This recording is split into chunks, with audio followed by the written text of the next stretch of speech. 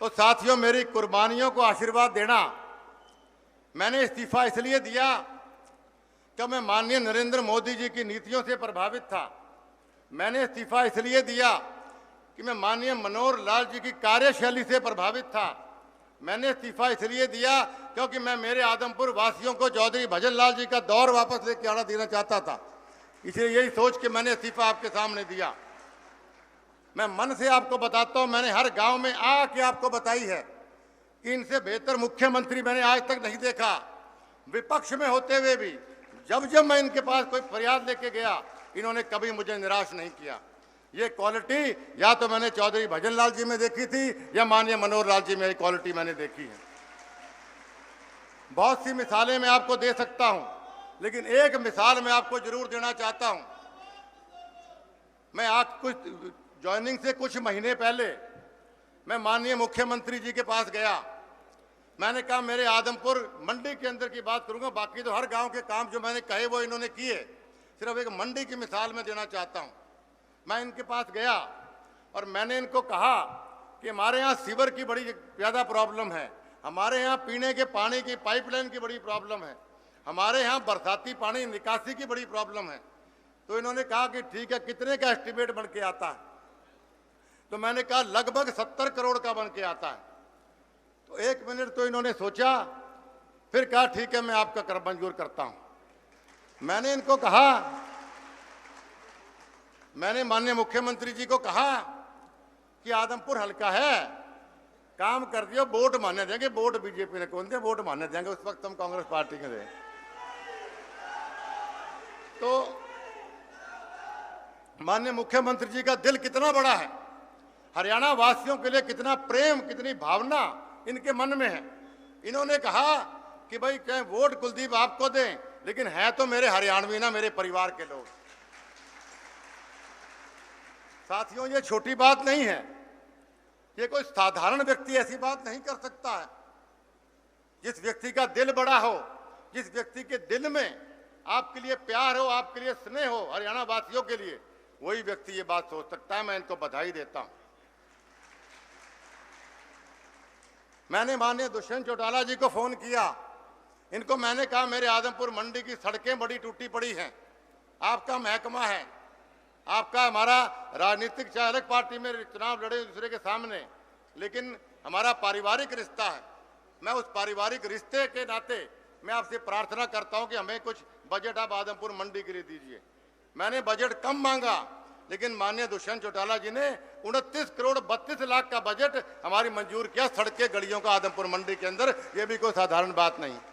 तो साथियों, इतना बढ़िया पार्टी, इतना बढ़िया गठबंधन और ऐसा माहौल जहाँ पे जो लोग काम करने में विश्वास करते हैं, जो भेदभाव नहीं रखते हैं, इसलिए इस पार्टी में जाना मैं समझता हूं मेरे जीवन का सबसे बेहतरीन, सबसे बढ़िया फैसला था।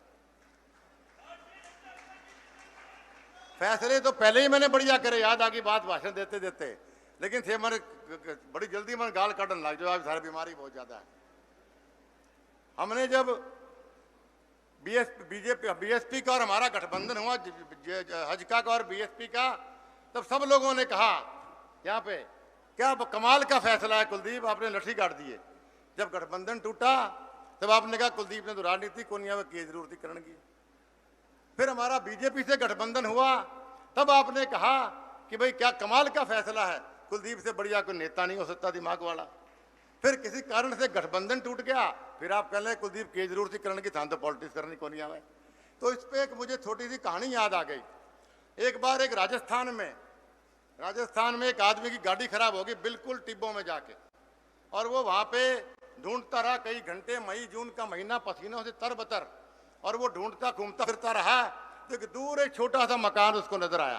तो रेगिस्तान पे चलता हुआ मकान पे घंटी बजाता रहा, तो बहुत देर तक कोई आया नहीं। उसने कहा देखो क्या एक जमाना होता था, अतिथि परम भव देवो भव, और अब कोई आदमी आ नहीं रहे, कितने घटिया लोग हैं। तो तभी एक आदमी ने दरवाजा खोला। उसने कहा जी मैं माफ़ी चाहूँगा, मैं नहा रहा था इसलिए मेरे घर में कोई और था नहीं, मैं खोलता हूँ। तो बंदा कहा देखो कितना बढ़िया आदमी है, मुझसे माफ़ी मांग रहा है, मैं तो जाना ही को नहीं मैंने। फिर उसने कहा जी आप आइए अंदर बैठो, पंखा चलाया उसने, और उसने कहा कि भाई आप बैठिए, मैं आपके लिए पानी लेके आता हूँ। उसने कहा कितना बढ़िया अतिथि देवो भव निभा रहा है, कितना बढ़िया आदमी है। तो वो आदमी चला गया पानी लेने, वो 15 मिनट 10 मिनट आया नहीं, तो उसको गाड़ी निकालने लग गया मन में थाड़ ढड़ा कि कितना बेकार आदमी, पानी को पूछने गयो, पानी ना ही पावा रही बड़ी झूठ बोल रहे पूछो, ये बेकार आदमी को नहीं कोई। तभी वो आदमी लेके आता है अपने हाथ में एक गिलास, और वो कहता है जी मैंने सोचा आप इतनी गर्मी में आए हो तो पानी क्या मैं आपको सिकंजी दे देता हूँ। उन्होंने कहा देखो कि तो बड़ी आदमी है, पानी को क्यों सिकंजी ले रहा गयो तो। फिर उसने घूंट मारी सिकंजी के, तो सिकंजी फीकी, तो कहता कितो घटिया आदमी है, गर्म पानी ले आ जाओ, चीनी कौन गाती के अंदर। तो उस आदमी ने कहा कि मेरे हाथ में चीनी थी, फाका था उसके। उसने कहा कि मुझे नहीं पता था, मैं सोचा था आपकी शुगर है कि नहीं है, इसलिए मैंने गाती को नहीं, तो लो पी लो, बोलो कि तो बड़ी आदमी है। तो थारी बा बीमारी है, फैसले सही गलत बड़ी जल्दी करने लग जाते हो, आप विश्वास रखा करो हमारे ऊपर। तो साथियों, इससे पहले मैं आपको कह रहा था कि इस इलाके में मैं माननीय मुख्यमंत्री जी को बताना चाहता हूं कि इस इलाके में लोग नाराज जरूर हो सकते हैं। चौधरी भजनलाल जी से भी कई बार नाराज होया करते थे, मैं छोटा या वोट मांगने आता था तो पिताजी से भी लोग नाराज होया करते थे। वो नाराजगी मेरे से हो सकती है, लेकिन खिलाफत नहीं हो सकती।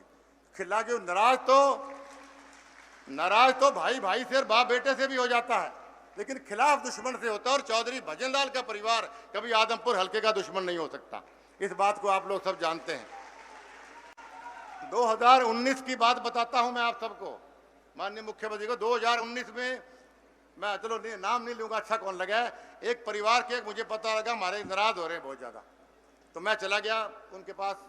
मैं जाके, वो 85 साल के करीब उम्र थी उनकी, तो मैंने जा कहा जी मैं कोई नाराज़गी होगी तो मैंने माफ़ कर दो, मैं वोट मांगने आया हूँ सारा हूँ। तो पिताजी का साथी पुराना पूरा गर्म, बोलो तने वोट दू ही कौन मैं की हालत में। बोलो भजनलाल मेरे ब्याह में आयो, भजनलाल मेरे छोरे के ब्याह में आयो, भजनलाल मेरी छोरी के ब्याह में आयो, और तू मेरी पोती के ब्याह में कोनी आयो, मैं तने वोट दूं ही कोनी की हालत में। तो मैं आधा घंटा पौना घंटा मैं उनको मनाता रहा, नहीं माने। पहली बार हुआ इतिहास में कि आदमपुर हल्के में मैं या पिताजी या हमारा परिवार किसी घर गया है, वो सुना दे फिर मान जाए हमारी बात, वो माने नहीं, लेकिन मेरा दिल नहीं मानना मेरा। मैंने कहा वोट दे ही हो हर हालत में। तो मैं पोलिंग हो गई, पोलिंग के बाद शाम को मैं उनके घर गया। मैं कहा देखो सही हाल के आएंगे। मैंने कहा अंकल जी आपका तो अब हो गया गुस्सा ठंडा, अगली बार। तो बोलो कुलदीप मैं सोच के गया था कि मैं वोट दूं ही कोनी कुलदीप ने अब की बार, लेकिन जब मशीन पे बटन मेरी आंगली की ओर का नहीं गई कोनी की हालत में। अब मेरे दिमाग में ये रहा कि भाई मेरे गले से, कि मेरे हाथ से चौधरी भजनलाल परिवार की नस कौन बांट सकूं मैं। तो इस प्रकार की भावना मैंने किसी हल्के में नहीं देखी। मैंने भिवानी से भी लोकसभा का चुनाव जीता, पिताजी ने फरीदाबाद से लोकसभा जीता, करनाल से जीता, हमने हिसार से जीता, लेकिन इस प्रकार का अपनापन और प्यार मैंने लोगों के मन में नहीं देखा।